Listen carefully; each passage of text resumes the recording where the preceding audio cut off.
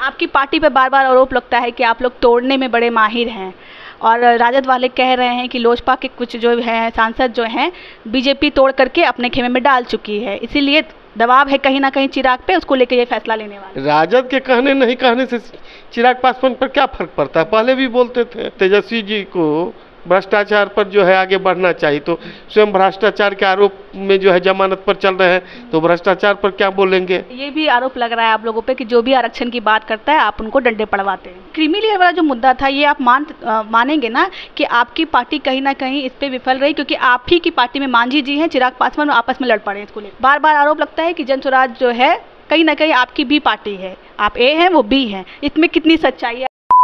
मोदी के हनुमान चिराग पासवान, आजकल उनके तेवर कुछ बदले बदले नज़र आ रहे हैं। चिराग बागी होने वाले हैं, ऐसा कहना है राजद का।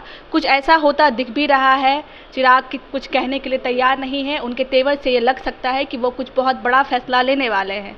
बैसाखी पे चल रही बीजेपी की सरकार के क्या एक पैर चिराग पासवान वो उनसे हटेंगे?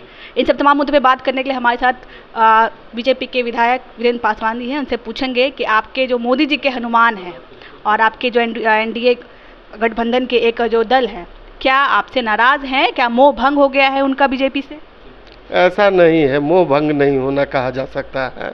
कुछ मुद्दों पर आपसी थोड़ा मन में बात आती है तो कुछ मुद्दों पर जो है विषयांतर होते रहता है, और राजनीति का ये स्वाभाविक लक्षण है जी। तो उन सारी बातों को जो है आपस में बैठ करके समाप्त कर दी जाएगी, और फिर जैसा आप बोल रही हैं जो भारतीय जनता पार्टी यानी कि मोदी के हनुमान है, तो उस रूप में वो काम किए और करते रहेंगे आगे। ऐसा नहीं है कि चिराग पासवान के ऐसे तेवर तो चुनाव से पहले नहीं रहे थे, वो खुलकर कह रहे थे कि हम मोदी जी के साथ हैं, अब कहीं कहीं जाने का तो बात ही नहीं बनता है। अब सिंगल चिराग पासवान है हमारे गठबंधन के, जो बिना शर्त भारतीय जनता पार्टी के साथ में, कोई शर्त नहीं, तो फिर किंतु परंतु, हाँ, और फिर किंतु परंतु वाली बात कहाँ से आ जाती है?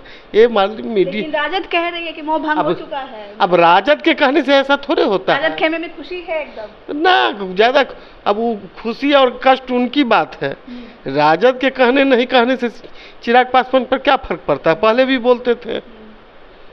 एक मुद्दे पे रहे, अगर आपसी सहमति नहीं बनती है तो चलता है। तीन मुद्दे थे, वक्फ बोर्ड को देख ले या क्रीमी लेयर वाले मुद्दे पे देख ले, चिराग बिल्कुल बागी नजर आते हैं। तो नहीं लगता है कि कहीं ना कहीं वो दबाव बनाने की कोशिश कर रहे हैं? हमारे मुद्दों पर आधारित जो है हमारे घटक दल हैं वो साथ दे रहे हैं, और मुद्दों पर बातचीत जरूर होती है, लेकिन ऐसा नहीं है जो जिस मुद्दा को हम लेकर के चल रहे हैं उसका जो है वो विद्रोही हो जाएंगे, ऐसा कतई नहीं संभव है। आप गारंटी ले रहे हैं, बिल्कुल कह रहे हैं, बिल्कुल खबर है इसकी। अब गारंटी तो इन बातों की है ना, जो बिना शर्त के जो है भारतीय जनता पार्टी का सहयोग कर रहे हैं, यह भी तो एक गारंटी है अपने आप में। ये आपकी पार्टी पे बार बार आरोप लगता है कि आप लोग तोड़ने में बड़े माहिर हैं और राजद वाले कह रहे हैं कि लोजपा के कुछ जो हैं सांसद जो हैं बीजेपी तोड़ करके अपने खेमे में डाल चुकी है, इसीलिए दबाव है कहीं ना कहीं चिराग पे, उसको लेकर ये फैसला लेने वाले। देखिए, भारतीय जनता पार्टी बड़ी पार्टी है और विश्व की सबसे बड़ी पार्टी है, और आज के दिन में हमारे पास जो है कई देश ऐसे हैं जिनके पास जितनी संख्या नहीं है, कुल आबादी नहीं है, उससे ज़्यादा 20 करोड़ के आसपास हमारी प्राथमिक सदस्यों की संख्या है। बहुत सारी दल है जितने उनके पास कार्यकर्ता नहीं हो, उससे ज़्यादा हमारे पास जितना उनके पास प्राथमिक सदस्य नहीं है उससे ज़्यादा मेरे पास सक्रिय सदस्य हैं। कार्यकर्ताओं की बात छोड़ दीजिए। बात से आप सहमत होंगे ना कि कहीं ना कहीं तोड़ मरोड़ की तो राजनीति करते हैं आप लोग? सबसे ज़्यादा बीजेपी भी आरोप लगता है। नहीं, आरोप लग, हम बड़ी पार्टी हैं, बड़ी पार्टी हमारी मुद्दों के नज़दीक नहीं आकर के विरोध कर सकती है, तो इस तरह की आरोप लगाती रहती है, जो इस पार्टी को तोड़ रहे हैं, उस पार्टी को तोड़ रहे हैं, और हम लोग सब दिन सुनते रहते हैं। इन बातों की कोई सच्चाई नहीं है, और अगर उनको यही है तो सरकार जो काम कर रही है उस मुद्दों पर वो लोग कहाँ आते? वो तो अपने आप में मुद्दों पर घिरे हैं। आज तक तेजस्वी जी को भ्रष्टाचार पर जो है आगे बढ़ना चाहिए, तो स्वयं भ्रष्टाचार के आरोप में जो है जमानत पर चल रहे हैं, तो भ्रष्टाचार पर क्या बोलेंगे? तो इसी तरह की भ्रामक बातें बोलते रहते हैं। उसको जो है भारतीय जनता पार्टी के सामान्य से सामान्य कार्यकर्ता किसी भी रूप में कोई नोटिस नहीं लेता। अच्छा, क्या ये सही बात है कि जब से आप लोगों को पूर्ण बहुमत नहीं आई है, आप लोग दबाव में हैं? चिराग नीतीश कुमार जो है मुख्यमंत्री, वो भी दबाव डाल रहे हैं आप लोग पे, उनके भी तेवर कुछ बदले बदले नज़र आ रहे हैं, वो भी खुलकर अपना जो स्टैंड है वो अलग कर रहे हैं। ऐसा नहीं है, हमारे पास 303 सीट जब हम प्राप्त किए थे उस समय भी सहयोगी को उतना ही सम्मान दे रहे थे जितना आज 242 हमारे पास सीट है इसमें हम दे रहे हैं। हम लोग का एक जो है यानी ऑल इज वेल है जी, उसमें कहीं कोई दिक्कत कोई नहीं किंतु परंतु नहीं ना कोई कि 5 साल जो है आप देखते रहिए, 5 साल जो है सरकार चलेगी। कुछ बाहरी ताकत जो है चाह रही है, जो भारतवर्ष जो है आज सरकार जो है निर्णय ले रही है और भारतीय जनता पार्टी जो है एक विकसित भारत की संकल्प को लेकर के जो चल रही है, उस संकल्प के लिए हम जो है अपने पास जितने भी सहयोगी हैं उनका सहयोग प्राप्त कर रहे हैं और उस दिशा में अग्रसर है और उस लक्ष्य को प्राप्त करेंगे। इसी लक्ष्य को लेकर के अभी हमारी जो है प्राथमिक सदस्यों की संख्या के लिए 2 तारीख को जो है प्रारंभ की जाएगी। उसमें देश के माननीय प्रधानमंत्री महोदय और राष्ट्रीय अध्यक्ष जी प्राथमिक सदस्य लेंगे और इस बार 24 करोड़ हम लोगों का जो लक्ष्य है प्राथमिक सदस्यों की, उस लक्ष्य को हासिल करेंगे। इसीलिए सब कार्यकर्ता जो है दिन रात काम कर रहे हैं। नेता प्रतिपक्ष तेजस्वी यादव जो है 1 तारीख को धरने पे बैठने वाले हैं 65% आरक्षण को 9वीं अनुसूची में शामिल करने को लेकर के। आप लोग को बार बार आरक्षण पे घेरने की कोशिश कर रहे हैं, कह रहे हैं कि सीधे से कह सकते हैं कि भाजपा जो है आरक्षण विरोधी है। अब वो विपक्ष के नेता है, आरक्षण पे तो घेरने की कोशिश की जा रही है बार। अब आप देख लीजिए महिलाओं को आरक्षण कब आई, जब भारतीय जनता पार्टी की सरकार थी। पिछड़ा अति पिछड़ा को जो है पंचायती राज में आरक्षण कब दिया गया, जब भारतीय जनता पार्टी की सरकार थी। उनके 15 वर्षों के पीरियड में आप बिहार की डाटा को जो है निकाल करके देख लीजिए, पंचायती राज या महिला उत्थान के लिए जो किसी तरह की कोई आरक्षण की बात उनके कार्यकाल में हुआ हो तब वो कहने के लिए जो है स्वतंत्र होंगे। जो भारतीय जनता पार्टी आरक्षण विरोधी है 15 वर्षों में तो स्वयं कुछ किए नहीं, किसी तरह का जो है सामाजिक समरसता के आधार पर आरक्षण जो है लाए नहीं। और भारतीय जनता पार्टी के नेतृत्व में नीतीश कुमार जी जो काम कर रहे थे तो उस पीरियड में आप पंचायती राज में आरक्षण हुआ, महिलाओं को आरक्षण देने की बात आई। तब किस रूप में जो है वो कह रहे हैं जो भारतीय जनता पार्टी आरक्षण के विरोधी है। अगर ऐसा होता तो भारतीय जनता पार्टी के नेतृत्व में नीतीश कुमार जी आरक्षण नहीं लाते। अच्छा, क्रीमी लेयर वाला जो मुद्दा था ये आप मानेंगे ना कि आपकी पार्टी कहीं ना कहीं इस पे विफल रही, क्योंकि आप ही की पार्टी में मांझी जी हैं, चिराग पासवान आपस में लड़ पड़े इसको लेकर के। देखिए क्रीमी लेयर और जिस विषय को आप रख रही हैं वो 2 बातें हैं। आज जो मान लीजिए आरक्षण की बात है संवैधानिक रूप से जो है उसमें क्रीमी लेयर की दूर दूर तक कहीं चर्चा नहीं है। क्रीमी लेयर वाले मुद्दे पे देखिए क्रीमी लेयर तो अब क्रीमी लेयर पर क्या आधार पर तो आरक्षण इधर 10% भी आरक्षण है कि नहीं, कितनी उपयोगिता हो रही है।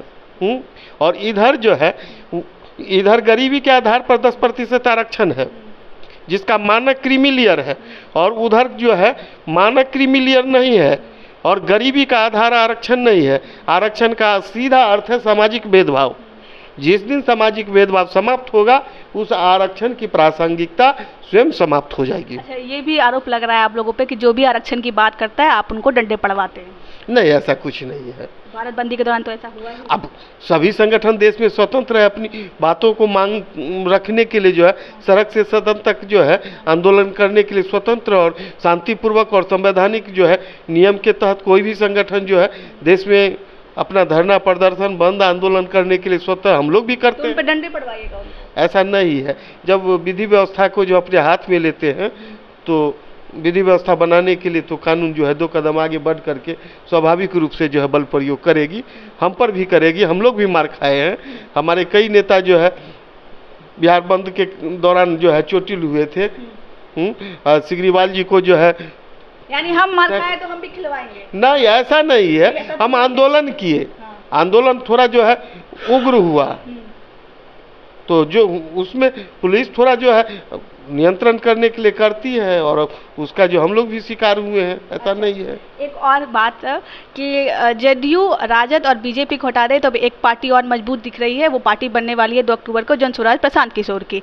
बार बार आरोप लगता है कि जन स्वराज जो है कहीं ना कहीं आपकी बी पार्टी है, आप ए हैं वो बी हैं, इसमें कितनी सच्चाई है, आरोप लग रहा है? अब एक मिनट, हमारी बी पार्टी होती तो हमारे बैनर तले होते, हमारे एनडीए घटक दल के हिस्सा होते। नहीं, ये पर्दे के पीछे वाली पार्टी। ना, राजनीति पर्दे के पीछे नहीं होता है, जो भी होता है आमने सामने। लेकिन जब कह रहे हैं कि जानबूझ करके, क्योंकि वो विरोध बहुत कम करते नजर आ रहे हैं भाजपा का, वो चीजें रखते हैं राजद को। नहीं, हमारी अगर मान लीजिए हमारे घटक दल के जो है अभी मांझी साहब हैं, चिराग जी हैं, नीतीश जी हैं, यूपी में कई लोग हैं, तो घटक दल है तो वो हमारी टीम के हिस्सा हुए ना। जो लोग हमारी टीम के हिस्सा नहीं है, घटक दल नहीं है, तो आपके कहने से हम कैसे मान लेंगे जो हमारी बी टीम है?